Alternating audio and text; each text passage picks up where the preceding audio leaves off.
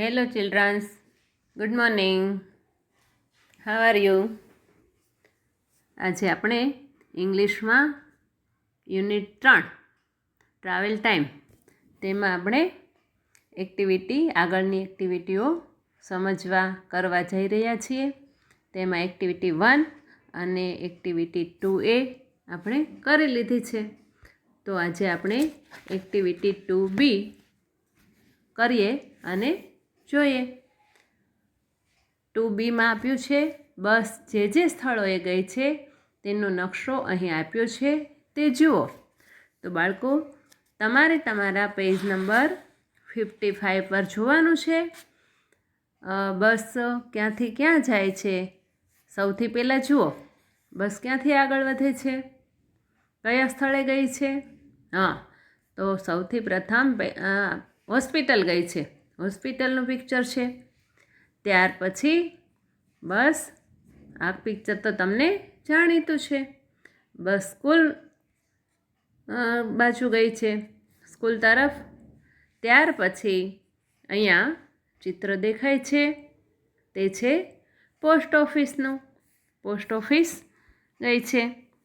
ત્યાર પછી શેનું પિક્ચર છે? ગ્રામ પંચાયત, જે ગામડામાં હોય છે, ગ્રામ પંચાયતની કચેરી, ઓફિસ. તો આ ગ્રામ પંચાયતનું પિક્ચર છે, ત્યાંથી બસ ગઈ છે. એને વિલેજ પંચાયત પણ કહેવાય છે. ત્યાર પછી રિવર છે, નદી, નદી આગળથી પસાર થઈ છે. ત્યારબાદ ગાર્ડન, ગાર્ડનનો સ્પેલિંગ આપણે આગળની એક્ટિવિટીમાં જોયો છે. હોસ્પિટલનો પણ જોયો છે, સ્કૂલનો પણ જોયો છે. ગાર્ડન આગળથી પસાર થઈ. ત્યારબાદ બસ રેલવે સ્ટેશન ગઈ. સૌથી છેલ્લું પિક્ચર રેલવે સ્ટેશનનું છે. તો તમારે બધાએ આ સ્થળોના, જાહેર સ્થળો છે એના નામ ઇંગ્લિશમાં શીખવાના છે. સૌથી પહેલાં હોસ્પિટલ, HOSPITAL, હોસ્પિટલ. ત્યારબાદ સ્કૂલ, ત્યારબાદ પોસ્ટ ઓફિસ. એ આપણે સ્પેલિંગ એક્ટિવિટી 2Aમાં જોઈ લીધા છે. ત્યારબાદનું પિક્ચર છે વિલેજ પંચાયત. વિલેજ એટલે ગામડું, ગામ, VILLAGE. પંચાયત, PANCHAYAT, પંચાયત. ત્યારબાદ રિવરનો સ્પેલિંગ બોલું છું, RIVER, રિવર. ત્યારબાદ ગાર્ડનનો સ્પેલિંગ એ પણ તમે એક્ટિવિટી 2Aમાં લખી લીધો છે, શીખી ગયા છો, GARDEN. ત્યારબાદ રેલવે સ્ટેશન પાસે બસ ગઈ. તો રેલવે સ્ટેશનનો સ્પેલિંગ આવ્યો નથી, RAILWAY. રેલવે સ્ટેશનનો છે STATION, રેલવે સ્ટેશન. તો તમારે આ પિક્ચરની નીચે આ સ્પેલિંગ લખવાના છે. ત્યારબાદ જોઈએ આપણે એક્ટિવિટી 2C. જુઓ, જોડીમાં કામ કરવાનું છે, પણ અત્યારે તમારે તમારા મોટા ભાઈ બહેન કે મમ્મી પપ્પા સાથે કામ કરવાનું છે. આ એક્ટિવિટીમાં કયા સ્થળોએ કયા વ્યવસાયકાર મળશે, યોગ્ય રીતે જોડકા જોડો અને નીચે આપેલી જગ્યામાં વાક્યો લખો. પહેલાં જોડકા જોડવાના છે. એમાં ફર્સ્ટ છે, એમાં અ પોસ્ટમેન ઇઝ, એ કયા સ્થળે હોય છે એ બીમાંથી આપણે શોધવાનું છે. એમાં પહેલાં બધા આપણે વાંચી લઈશું. પહેલાં એના વાંચીએ. A postman is, second a farmer is, third a policeman is, fourth a doctor is, fifth a teacher is. હવે બીના વાંચું છું. At the post office, at the farm, at the hospital, at the school, at the police station. ચલો આપણે જોઈએ. એમાં first a postman is. તો સામે જોઈએ આપણે બીમાં, તો એ કયા સ્થળે હોય છે? At the post office. ત્યારબાદ એમાંથી સેકન્ડ લઈએ. A farmer is, a farmer is at the farm. Farm એટલે ખેતર, ખેતરે હોય છે.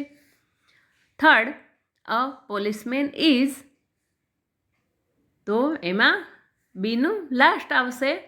At the police station. Fourth, a doctor is at the hospital. એ તમને બધાને ખબર છે.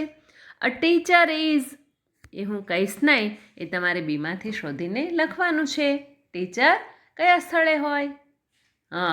એ હું બોલીશ નહીં. તો આ મેં તમને જોડકા જોડાવી દીધે છે. એના સેન્ટેન્સ તમારે નીચે જે જગ્યા આપી છે એમાં આખા સેન્ટેન્સ લખવાના છે. એમાંથી અને બીમાંથી બે ભેગા કરીને મેં જેવી રીતે જોડાવ્યા એ રીતે તમે લખી લેશો. એ તમારું હોમવર્ક છે. ત્યારબાદ એક્ટિવિટી 2D. ચિત્ર જુઓ, દરેક ચિત્રનું વર્ણન સાંભળો અને વાંચો. જુઓ આ ચિત્ર, આ પિક્ચર શેનું છે? હવે આપણને હોસ્પિટલનું પિક્ચર 2 વખત આવી ગયું. એક્ટિવિટી 2A અને એક્ટિવિટી 2Bમાં. એટલે આપણને ખ્યાલ આવી ગયો કે આ હોસ્પિટલનું પિક્ચર છે.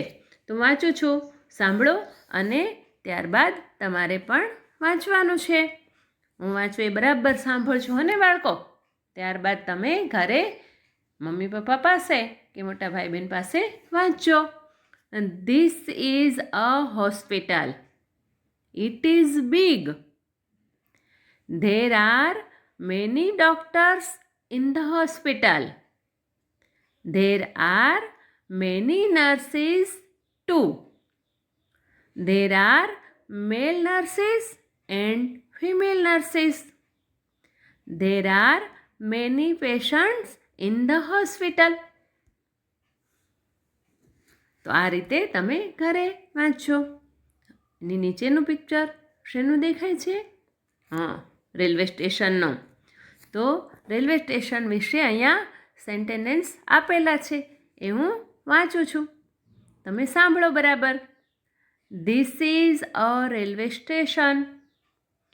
There is a ticket window at the railway station. There is an inquiry window too. There are passengers at the platform. The passengers are waiting. There is no train. તો આ રીતે તમારે એ રેલવે સ્ટેશન વિશે વાંચવાનું છે અને ત્યારબાદ આ બધા જ પેરેગ્રાફ તમે પાછા તમારી ફેર નોટમાં લખી લેજો. હેલો બાળકો. ત્યારબાદ પેજ નંબર 57 પર ત્રીજો પેરેગ્રાફ છે. આ પિક્ચર તમને બધાને ખ્યાલ છે શેનું છે? પોસ્ટ ઓફિસનું છે. તો એ પણ હું વાંચું છું. This is a post office. It has red colour. There is a post box. There is a post box. It is also red. There are letters in the post box. There are stamps in the post office. The postmaster is in the post office. તો આ રીતે ત્રણેય paragraph તમે વાંચજો. ત્યારબાદ હવે